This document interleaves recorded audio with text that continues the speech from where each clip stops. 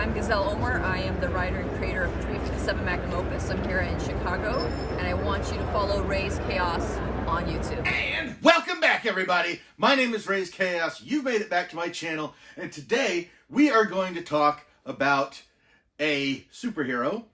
We are going to talk about a superhero that came out in 1968, August of 1968. And this character was a red android built by a supervillain to infiltrate a superhero team to basically betray them and destroy them. This android developed human emotions. This android eventually turned on its supervillain creator and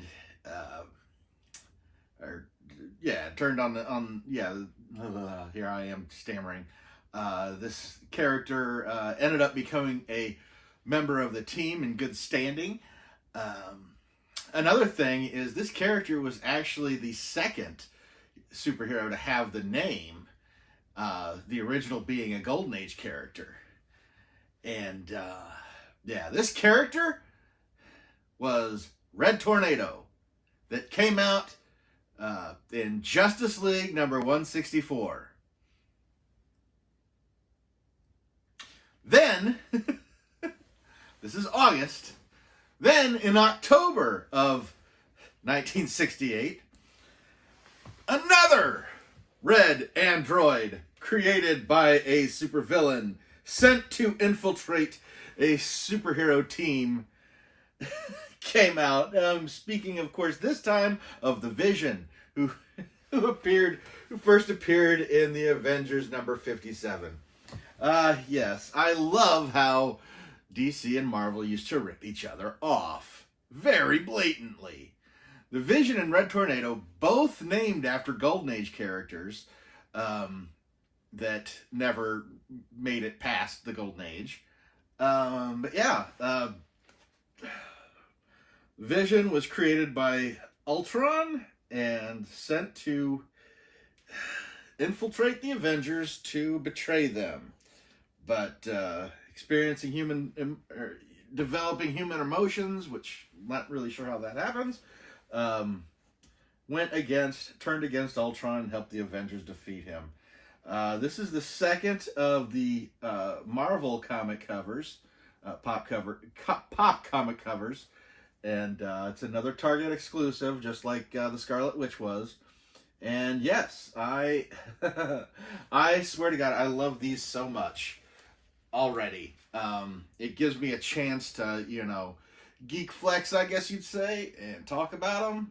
But both the Vision and the Red Tornado have got a long-standing history. I think if I was really going to have to make a pick, I think Vision ended up becoming the more successful of the two characters, primarily because while they gave both human emotions, let them develop human emotions, the Vision actually went so far as to actually they both ended up having a relationship and even having children, kinda. The Red Tornado had gotten a relationship with a single mother whom his child he eventually adopted, that he felt fatherly towards. But that was the difference. It was a outside character. The Vision got with Scarlet Witch, which, as if she didn't already have plenty of trouble. Falling for a synthetic person would be par for the course for that. But yes, I am super excited to have this. As you know, I have been waiting for these. I'm really excited about it. The figure itself is really awesome. It really kind of reflects, it's in the same pose as the cover and is even standing in the smoke. They don't have the little smaller Avengers inside there like freaking out. But that's just nitpicking, isn't it? So, yeah.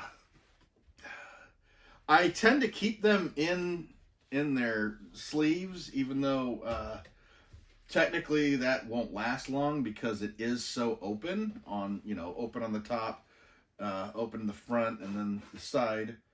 It really doesn't lend itself for lasting too long. However, they put the sticker on the outside of the cellophane, so you can't even really take that off, and then the fact that it's a Target exclusive just kind of goes out the window, which I think that should be done. Honestly, I think that eventually what will end up happening, because they do have these little brackets in here, and I know from seeing somebody else watching one of these, they actually have an extra piece in here to help mount against the wall, and have a collection of these up on the wall would be absolutely awesome. But my biggest question would end up being, how would I display them? Because there is no indication on the inside that this is the second of this series. The first being Scarlet Witch, of course. That's only on this part. It's not on the inside. So if that ended up making a difference, that would be very, very hard to keep track of. And that, and considering I'm both DC and Marvel as far as collecting these, yeah, I mean, there's Scarlet Witch was #1, Superman was #1 for DC, so that just makes it a little more confusing, but I totally understand, and I do hope we get at least one more of the Pop comic covers of it being an independent title. I'm not even really particular as to which one that is. I would just love to see more comic covers that aren't necessarily DC or Marvel, because I'm a sucker for the independents. I'm a sucker for the obscure. Anybody watching my channel already knows that. But I'm going to go ahead. I think I'm going to change the way I do this. I'm going to go ahead and put the close-ups of this towards the end, so you can really kind of get a look at it instead of it going on over me, my talking head babbling. So I'm going to go ahead and give you a closer look at this, and I look forward to seeing you again, and never forget that life is full of odd moments. You never know when you're going to be defined.